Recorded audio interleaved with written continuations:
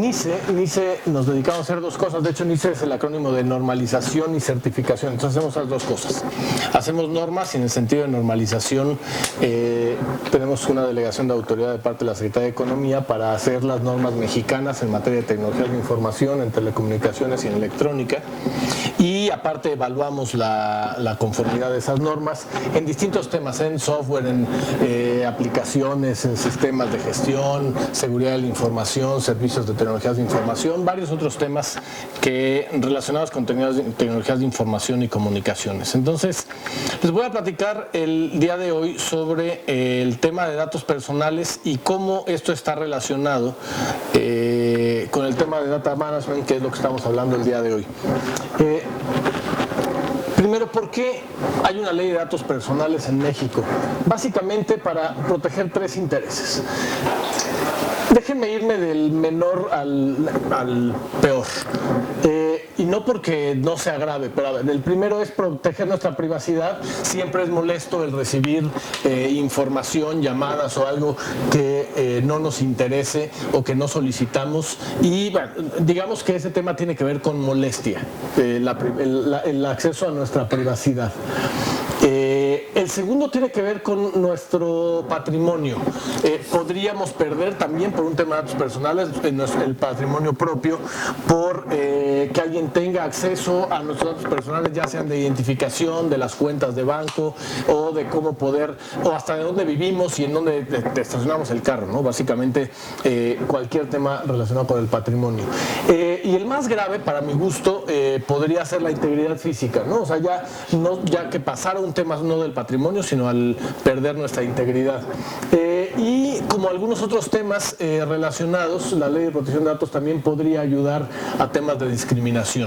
Entonces, por eso existe una ley de protección de datos personales en México. Hicimos un estudio y encontramos cuánto valen los datos personales en el mercado negro. Hay un montón de datos que son comerciados todo el tiempo y hay algunos que son curiosos. Por ejemplo, una tarjeta de crédito no vale tanto dinero, si se fijan vale poquito, porque las tarjetas de crédito son muy rápidas de cancelar, un cargo se puede echar para atrás, entonces dependiendo del tipo de tarjeta casi no valen nada, hasta pueden ser $20, pero una de débito vale mucho más porque en las de débito no puedes regresar el cargo. Entonces, dos cosas que parecieran idénticas tienen un costo en el mercado negro muy distinto. Los expedientes clínicos es de lo más caro que hay, sobre todo si hay una persona que tenga una enfermedad crónica y que requiere cierto medicamento, pues eso a los laboratorios les vale mucho dinero. Bueno, varios datos personales que pueden ser solicitados por la gente y entonces hay una forma de estimar el valor de estos datos personales. Por estos precios que hay en el mercado, por los costos derivados de una fuga, pero también por qué tanto esfuerzo exige nuestra infraestructura y nuestra organización para que alguien intente vulnerarlo. ¿Y a qué me refiero con esfuerzo? La plática pasada me va a ahorrar muchas cosas porque ya hablaron de un montón de medidas de seguridad que si implementamos, lo que hacemos no es difícil blindar a nuestra organización para que al final nadie nos pueda vulnerar, pero lo que hacemos es elevar el nivel de exigencia que le ponemos a alguien. Yo siempre los comparo con el tema de los bastones en los carros, ¿no? Todo el mundo dice, es que el bastón no sirve para nada, ya casi nadie lo usa, pero no sirve para nada porque lo quitan y he visto videos en internet en donde lo quitan en unos segundos. Sí, pero si se encontrara el delincuente dos autos idénticos del mismo modelo, que tienen los mismos rayones y con las mismas cosas adentro, y uno tiene bastón y otro no, seguramente escogería el que no tiene bastón porque los 10 segundos que le tome quitar el bastón para él son valiosos. Entonces elevamos el esfuerzo a través de medidas de seguridad. Y después podemos tomar en cuenta algunos otros factores que pueden ser relacionados con nuestra vertical de mercado.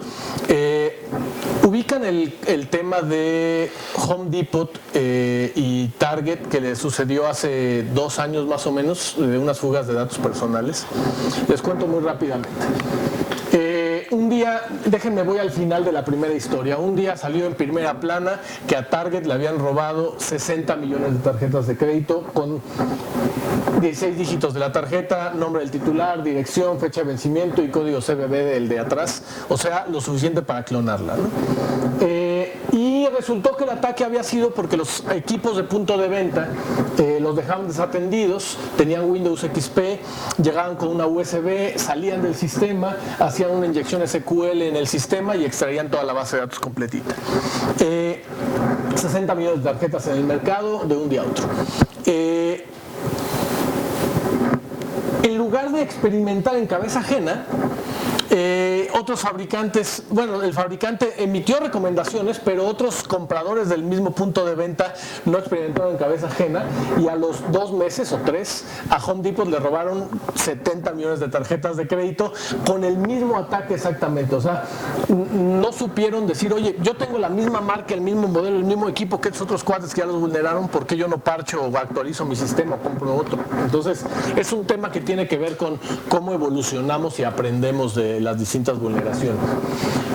¿Y qué datos personales hay? Hay un montón de datos personales, pero el 50% de las organizaciones tiene información financiera, el 90% tiene datos relacionados con identificación y que algunos de ellos pueden ser sensibles, el 34% tiene datos de salud que también son considerados datos sensibles. Bueno, aquí la presentación se comió un cachito de abajo, pero aquí sí lo logro ver. ¿Qué amenazas hay en el mercado? Hoy tenemos cada vez ataques más ágiles y todo el tiempo ataques diferentes. Antes el antivirus parecía una solución, pero el antivirus convencional está basado en una firma de un software que ya conoce, ¿no? Un software malicioso que conoce y identifica. Hoy un virus a otro cambia de un día a otro, y hoy así hay 317 millones de malware nuevos, 1 millón más o menos diario. O sea, imagínense quién tiene capacidad de poder muestrear 1 millón de malware nuevo. Entonces, todo el tiempo hay, cuando ya lograste parchar uno, conocer uno, detectar la firma de uno, evolucionó a otro y a otro y a otro. Eso es muy difícil de resolver solamente con el análisis de las firmas del software. El crecimiento hoy de la extorsión digital, el ransomware, crece a órdenes exponenciales. El malware cada vez es más inteligente y es sensible a sandboxing y entornos virtuales, entonces puede compartirse no solamente en un entorno particionado, sino extenderse hacia los hosts que virtualizaron.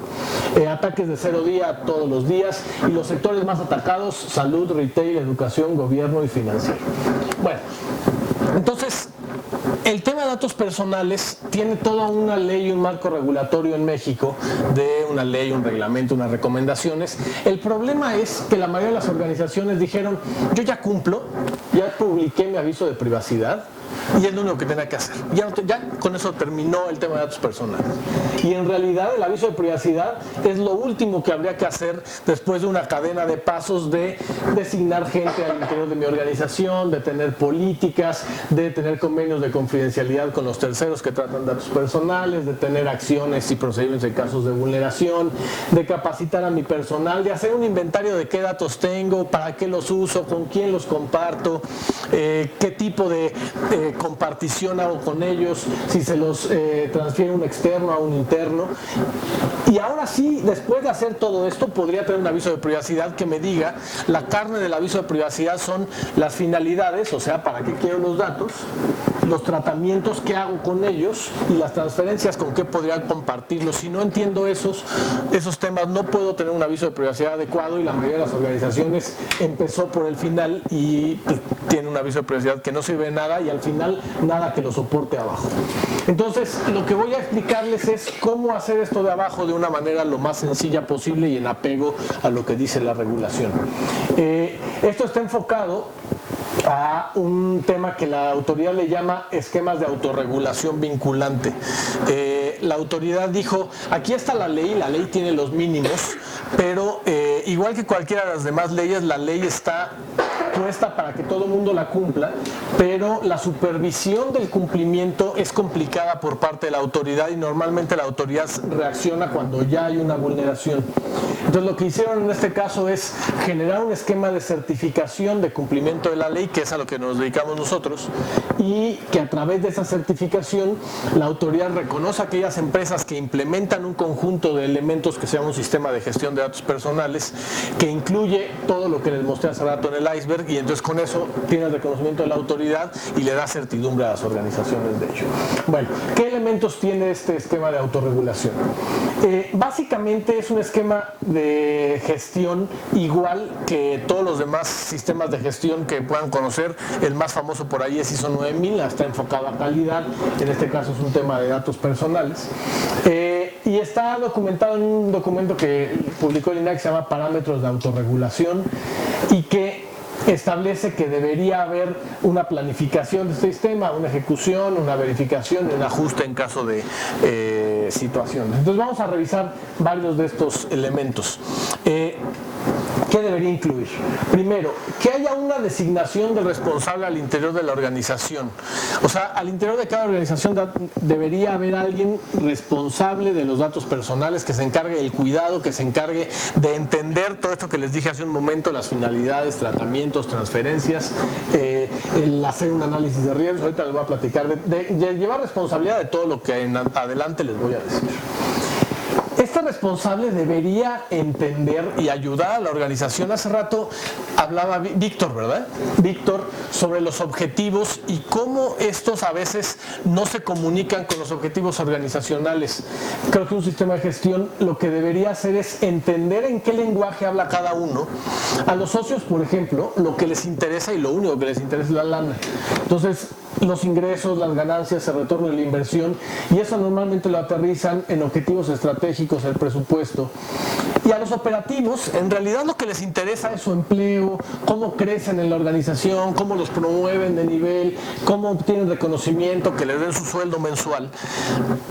Y eso deberíamos aterrizarlo en los indicadores de operación y en las actividades diarias, de tal manera que cada uno de estos aporta un objetivo del nivel superior, y los objetivos entonces van permeando hacia abajo y los indicadores hacia arriba, y hablaríamos el idioma que le interesa a cada uno según las expectativas que tiene cada uno. El asunto es que